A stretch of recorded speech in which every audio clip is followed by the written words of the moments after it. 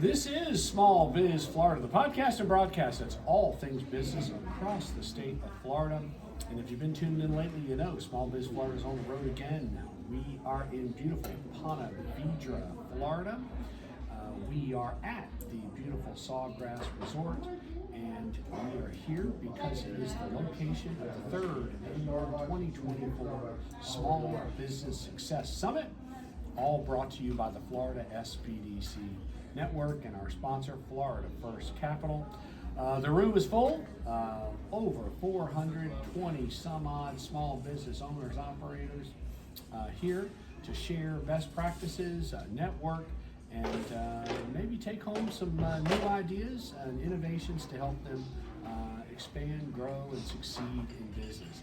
And great, incredible lineup of speakers, presenters, breakout sessions. And we have one of those standout presenters with us right now, Dr. Kelvin McCree, who is the Chief Learning Officer at Laser Focused Leadership Solutions. And beyond that official title, he's just an incredible speaker, author, entrepreneur. Dr. McCree, thank you for taking time out to be with us here on Small Biz Florida. My pleasure, Tom. Good to be here. Yes, sir. Yes. And I loved our conversation yesterday. I should have just had a mic and taped that. It was pretty incredible. But again, we appreciate it, and I'm looking forward to this conversation. So I can't even imagine what the background must be like and your experiences, but share with us a little bit of your background and pathway to your current role with Laser Focused Leadership Solutions. Yeah. So I originally started out in the entrepreneur space. I started out as a custom tailor. That was a business that I built. I started out literally with a box of neckties and built it. Learned how to become a tailor, and then quickly realized that you could sell more things than you can actually make. So I learned early on about scaling, building up a team and building sales teams. And so built that company up to the point where I was able to sell it. One of my biggest clients was Bud Paxson. Lord Bud Paxson was actually the founder of Home Shopping Network, and had that level of access to C-suite executives. And so I learned a lot. How to engage C-suite executives and how to communicate with them, sold that business, went into pastoring for a number of years. And in between that time, I Regent University, got all my coaching, battery of coaching certifications. 2017, I retired. I went and got my master's. 2021, I got my doctorate in agile frameworks. And that brought me to where I am today, just all of those layers of experiences, working with C-suite executives, learning how to work with multi-generational groups of people and diverse audiences, but then also understanding about organizations. And so I took all of that and kind of created this Super Bowl mix, and now my passion is really just helping organizations to thrive, how to better their best, right? How to get their employees to not only navigate change, but also get their employees to bring their awesome to work every day. I like it. My only question is, Dr. McCree, where were you 20 years ago when I was in business? I could have used you. That's the same thing I ask my SBDC people every day. Right, where were you? Where were you people? Where were you? That's right, when I was back in business. So you have just recently authored, released, it is published, it's on the streets now, a new book. Yes. I love it. Talk to us a little bit about the book, and then we're going to dive into to the meaning behind the book. Yeah. So our latest book is actually our sixth book out called Drop the Cape, How to Ignite Your Influence and Brand Your Awesome. It's a book that was really born out of our work around the country, working with early talent development companies, Hilton Hotels, Marriott Hotels, and just really looking at the needs of their early talent pipelines and departments. And so this book was born out of that work and that great need for how do we inspire our talent. I think that's something that all leaders face, is how do you get your talent to be inspired? How do you get them to take initiative even though they don't have the titles to do so? How do you get them to continue to become progressively better? So that's what this work came out of. And again, really perfect topic for, the event for small business owners. You're a keynote. You're speaking to small business owners here. Yes. With this topic in mind, how do you go back to your small business? How do you go back to your location and inspire your workforce? Absolutely. All right, give us. I still want them to buy the book, but maybe give us the give us the cliff notes. Yeah. So the book came. The first chapter talk about my son, who's now 19. When he was growing up, he would have us to watch The Incredibles ad nauseum, and so I had to figure out a way to enjoy this with my son. After the fifth, sixth time watching it, Right, I know. and so the movie, Incredible, just have so many layers and lessons for individuals, for organizations, for teamwork. How do you bring together a team of superheroes?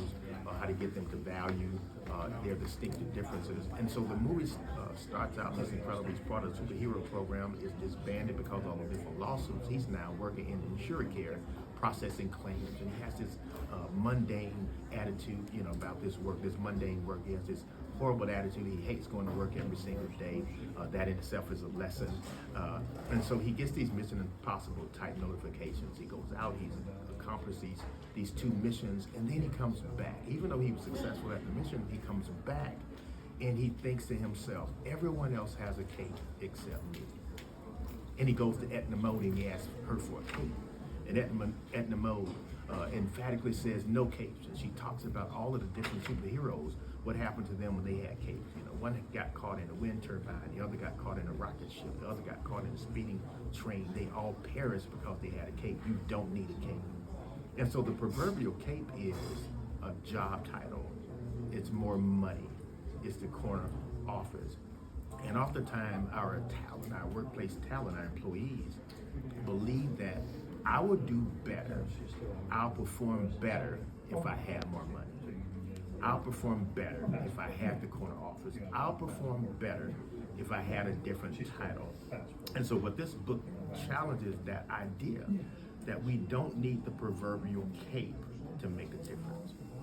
That simply the fact that you are here, you are a differentiator with unique gifts and talents and values. And if we can simply help employees and our talent to identify that untapped and latent potential and unlock it and realize that you can show up and be a differentiator without ever needing any of those trinkets, or what we call in the book capes.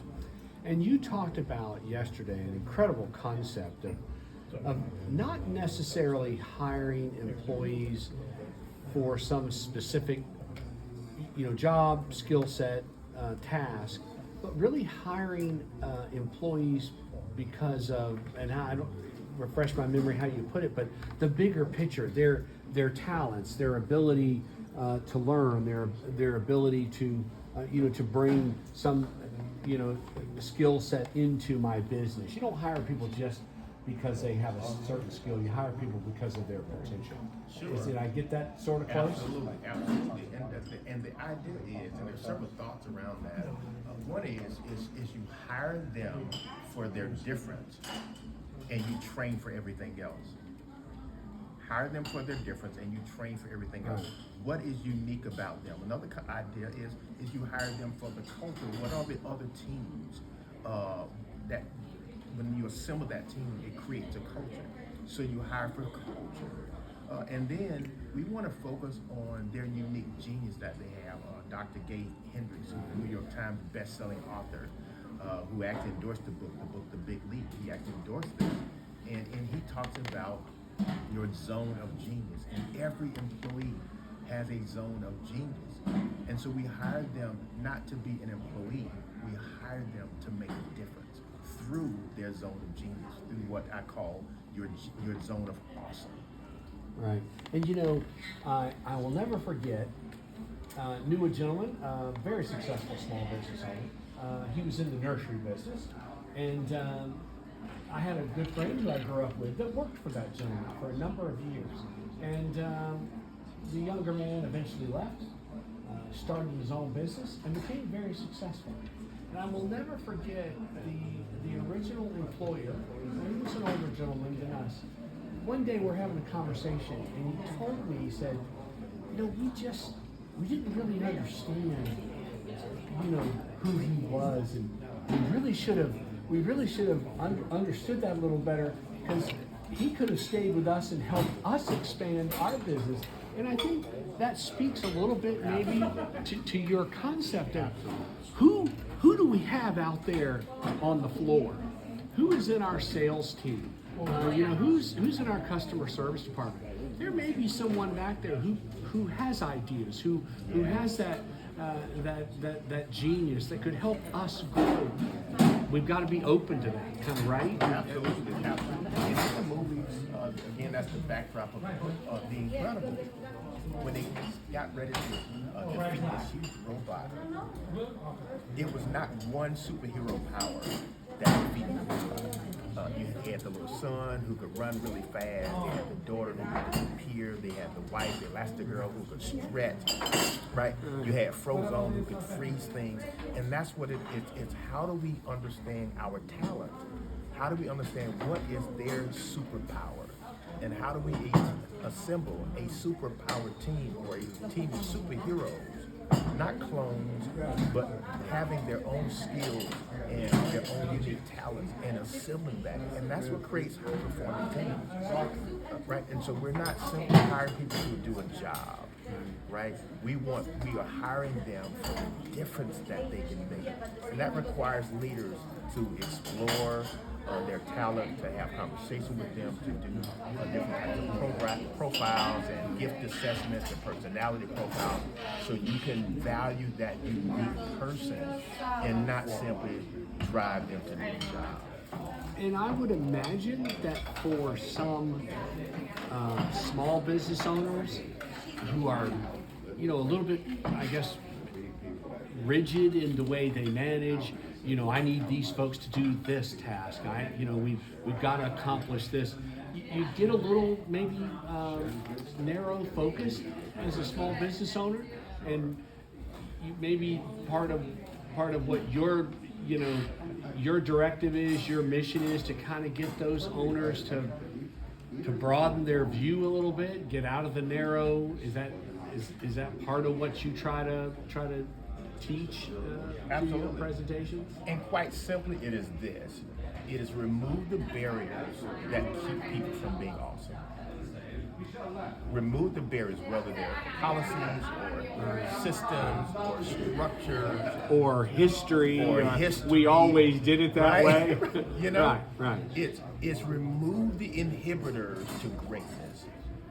Give people the opportunity to be awesome. Give them the opportunity to not seek a cape or not seek a job title, not seek a corner office. Give them the opportunity to be great. One of the statistics that came out of Project Management Institute report on last year was one of the number one motivators for employees was not salary, it was not a title, it was not a corner office. It was the fulfillment that they received from the work that they do. It was purpose. Right? It was a value-centric organization. I believe salary was like number 5 of the top 5. And so as employers begin to understand that, particularly with millennials and Gen Z, they are looking for mentors. They're looking for advancement. They're looking for ways, how can I grow with this company? And that is going to increase recruitment and retention. No, you are spot on. I teach, in some of my classes that absolutely, salary's not the number one anymore. And like you say, somewhere around 5, 6, and potentially lower. Young people are looking for different things today. Yes. And that unfortunately requires that business owner to be a little bit of a risk taker. I'll never forget. Someone joked with me one time. They had the conversation with a business owner, and they said, millennials sort of like the 4-day work week.